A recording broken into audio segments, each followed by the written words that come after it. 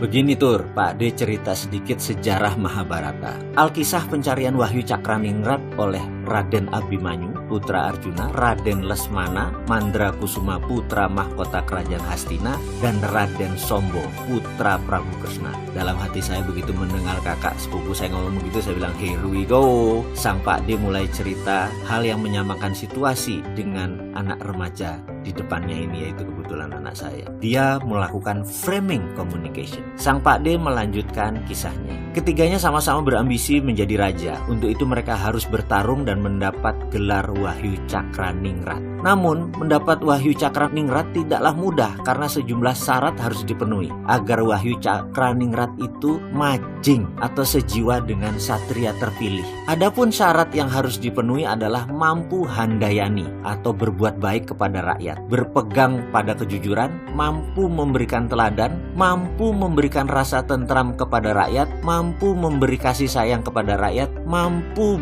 berperilaku amanah, mampu merekatkan seluruh rakyat tanpa memandang latar belakang agama, ras, budaya, serta harus peduli terhadap lingkungan. Ketiganya berangkat dari tempat yang berbeda. Mereka melakukan laku atau tirakat atau sebuah perilaku menjaga diri, samadhi. Raden Lasmana dikawal petinggi Kurawa seperti Arya Sengkuni, Resi Dorna, makan minuman lengkap tanpa ada kesusahan. Perilaku manja tersebut ternyata tidak membuahkan apa-apa, hanya membuang waktu saja. Dia tidak banyak samadhi, tapi makan minum dan hanya berpesta. Lain lagi putra mahkota Satria Parang Garuda, Raden Samba ini. Dia satria yang pemberani, juga ingin bertapa di dalam gua Gangga untuk meraih Wahyu Cakraningrat. Keberangkatannya seorang diri. Di tengah jalan Raden Samba bertemu wanita cantik yang merupakan bidadari utusan untuk menggoda. Ternyata dia gagal, dia tergoda sehingga gagal samadhinya. Betara Cakraningrat berbelok, tidak memberinya apa-apa. Raden Abimanyu atau nama lain Raden Ongkowijoyo, sebelum berangkat dia bertanya pada Punokawan, Semar Gareng Petruk Bagong yang merupakan bini sepuh yang bijak. Dia mendengarkan nasihat para Punakawan yang keturunan Betara Narada, yaitu Eyang Semar, di mana dia mendapatkan wejangan bahwa Betara Cakraningrat selalu mencari kurungan kencana yang bersih lahir batin, yang cerdas, tahan godaan, yang tahan fitnahan, yang sepi ing pamrih rame ing gawe, berbudi luhur,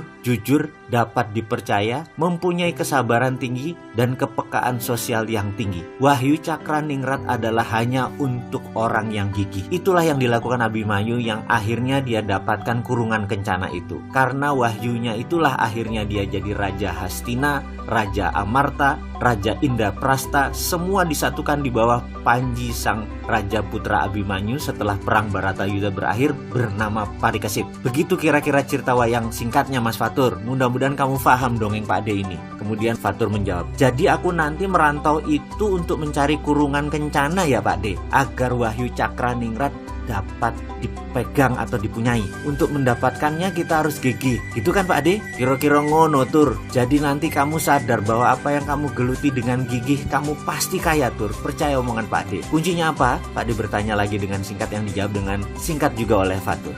Gigih.